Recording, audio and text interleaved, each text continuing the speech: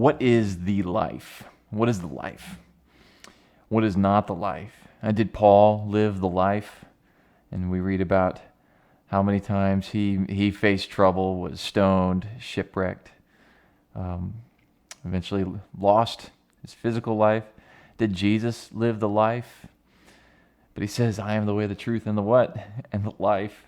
So what is the life and what is artificial? What's the artificial life? And follow me, this might seem a little tangential, but artificial intelligence, okay? It presents some exciting anticipations about our future, some concerns, and some questions and challenges that might come against our faith, right? That if simulated worlds made up with artificial intelligences, populated by artificial people, like SimCity, but a highly complex version of it that can simulate a world that looks virtually identical to our own. If that's possible, then the argument goes that eventually, one day, if it's possible, then it's probable that it would be made a world that looks virtually identical to our own. And if it's probable that it would, then it's probable that more than one would. And if it's probable that not just one, but more than one, and they're identical to our own, then what's to prevent, innumerable? And then within each of those, why wouldn't they, if they're identical to our own, create their own artificial worlds, innumerable artificial simulated worlds? And it goes on and on. And if that's true, which just this follow the argument, if it is true that that's probable, then it would be probable that we would be actually living in one of those artificial worlds. Because if you have one original, authentic, real world that birthed that first artificial simulated world and made innumerable others, then it's more likely, more probable that we would be one of these innumerable artificial worlds than it is probable that we would be that one. It's far more likely we would be one of these than the original. But it's nonsense. and there's multiple responses I might have to this, but I just want to say that they're just shells. They're not real, because what is a world? What is a life? What if a world is made up of if we're talking about all these individual people, well, think about the individual. What makes up an individual?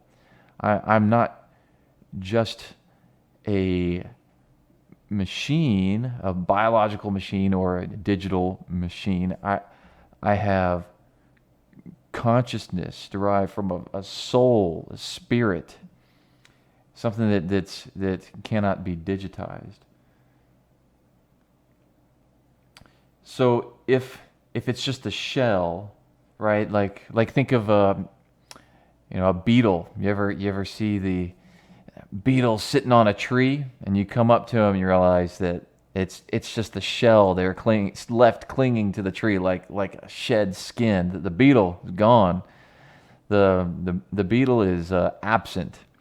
All that's left is the shell, and the shell is not the real thing. If I had I took it home and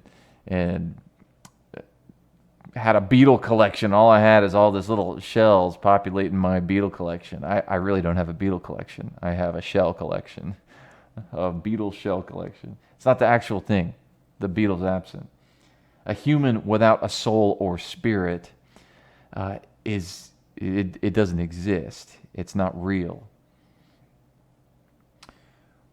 So what is life? The life. What is life in the home? What about our life? What about our future? What about our home?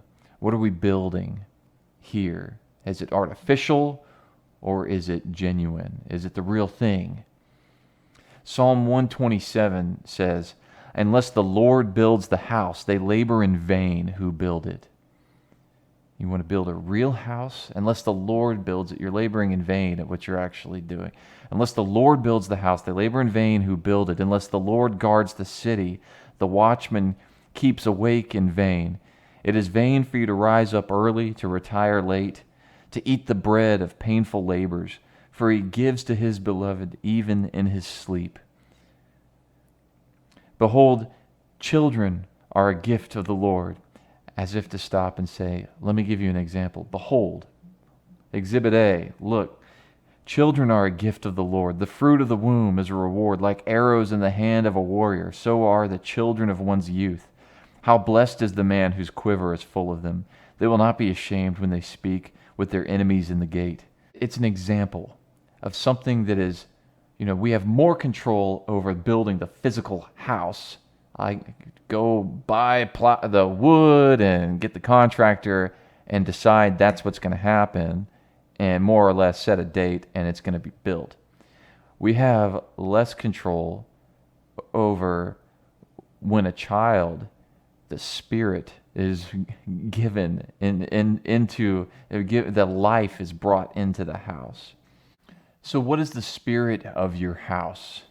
Is it just the shell of life, or is it actual life? Is it artificial life, just looks like it, or is it actual? How would we know? Well, is the presence of the one who gives life in it?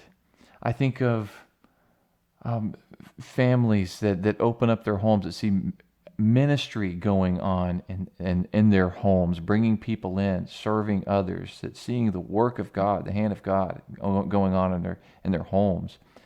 I think of parents doing devotions with their kids. I think of kids seeing their parents doing their devotions in the morning, spying as they walk by, seeing through the doorway their mom or dad poring over their Bibles. I see mothers and fathers taking their sons and daughters aside to pray with them and walk through them, giving godly counsel. I see prayer together as families. Is the Spirit of God at work in your family? So may our homes not be shells, empty shells. May our homes not be artificial imitations of the real thing, but may God build our homes. May we have our lives, our home lives, centered around Him. Whether we have bustling, busy, messy families, or, as in my case, living by yourself, messy still, but by yourself, may our homes be centered around Christ. So I pray that you may be active in the sharing of your faith at home with one another, brothers, sisters, families, friends, so that we may come to full understanding of that life that we have in Christ Jesus. And I will catch you all again on the next video.